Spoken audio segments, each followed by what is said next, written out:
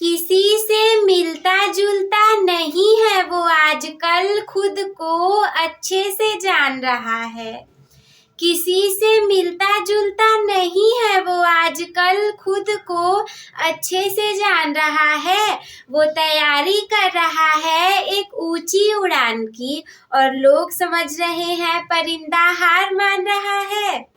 Hello मेरे प्यारे student, स्वागत है आप सभी का आपके favourite YouTube channel smart student with Shraddha में। तो आज की वीडियो में मैं आप लोगों को ये बताने वाली हूँ कि आपको आपके क्लास 10th में पूरे एक साल कैसे पढ़ाई करनी है, यानी कि कक्षा 10 का टोटल 1 ईयर का हमारा जो सिलेबस होगा हम उसे कैसे कंप्लीट करेंगे, और वो कौन से पॉइंट है जिनकी मदद से आप अपने एग्जाम में बहुत अच्छे नंबर लेकर के आएंगे। यानी कि आज के वीडियो में हम कंप्लीट रोड मैप को देखने वाले हैं। सबसे पहली बात देखो हम ये रहने वाली है कि आपको अपने स्टार्टिंग में ही योजना को बना लेना है। क्यों बना लेना है? क्योंकि देखो अब मैं यहाँ ये नहीं बता सकती कि आपको इतने बजे ये करना है, इतने बजे ये करना है, इतने बजे ये करना है, सारे बच्चे इस योजना को फॉलो कर लीजिए। मैं ऐसा नहीं बोल सकती। रीजन ये है कि सबकी टाइमिंग, पढ़ने की टाइमिंग, घर के काम सब कुछ अलग अलग होते हैं।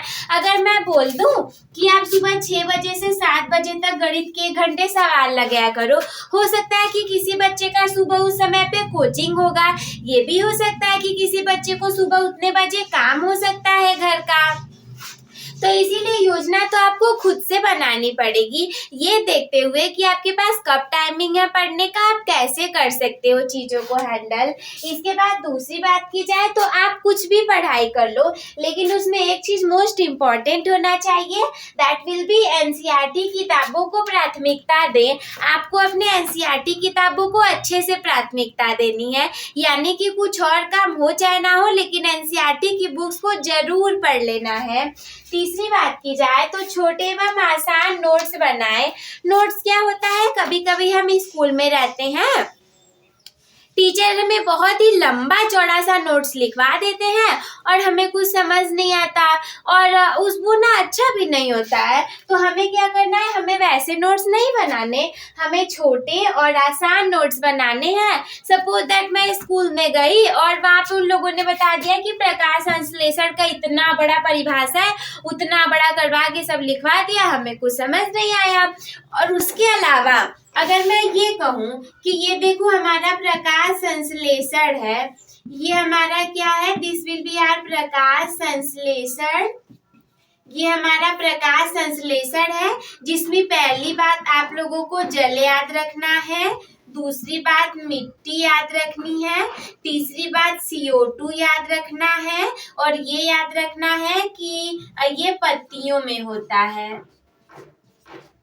पत्तियों में होता है। क्लोरोफिल को याद रखना है। तो ये जो हमारा छोटा सा नोट्स है ये उस बहुत बड़े नोट्स से बेटर होगा। रीजन ये है कि यही चीजें उसमें भी रहेंगी। अगर आपके पास बहुत ज्यादा समय है, वैसे तो अभी 1 साल का पूरा समय है जिसमें कि आप सब लिख सकते हो, लेकिन स्टार्टिंग से ही हमें योजना बना करके चलना है। तो उसके लिए आपको स्टार्टिंग से ही ऐसे छोटे छोटे और प्यारे प्यारे नोट्स बना करके चलने होंगे।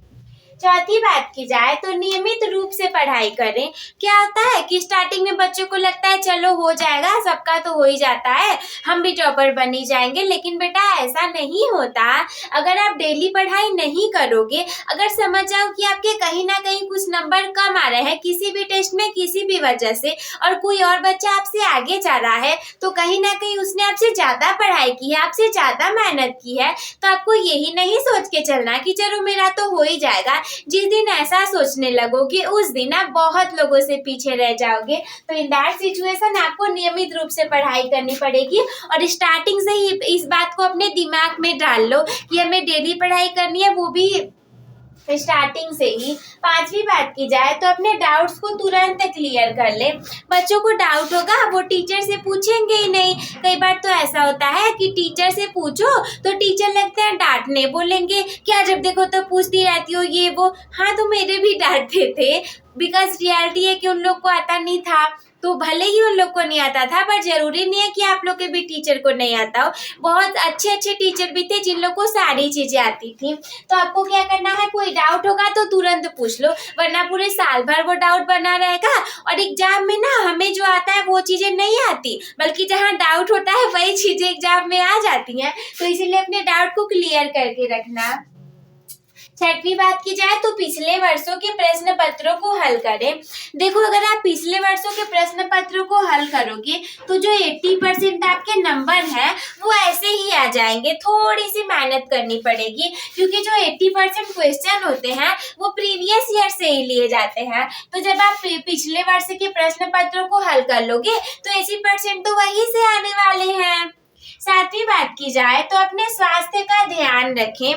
बहुत ज़्यादा इस टाइम गर्मी पड़ रही है, अगर ध्यान नहीं रखोगे तो आपको बोर्ड एग्जाम देना है और सोचोगे चलो कुछ भी खा रहे हैं, पी रहे हैं, एक्सरसाइज नहीं कर रहे हैं, वैसे ही है, तो ऐसे में आपकी तबीयत खराब हो जाएगी। और अगर आपके 10-15 दिन बर्बाद हुए और उसी 10-15 दिन में कोई और बच्चा आपसे ज़्यादा पढ़ाई करके आगे निकल जाएगा, तो अपने स्वास्थ्य का ध्यान रखना, क्योंकि स्वस्थ शरीर में ही स्वस्थ मन और स्वस्थ दिमाग का विकास होता है।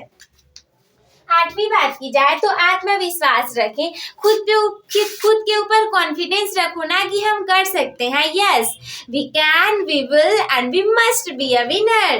तो बस दोस्तों, आज के इस वीडियो में इतना ही। हम मिलते हैं आपसे किसी अगले वीडियो में, तब तक के लिए धन्यवाद।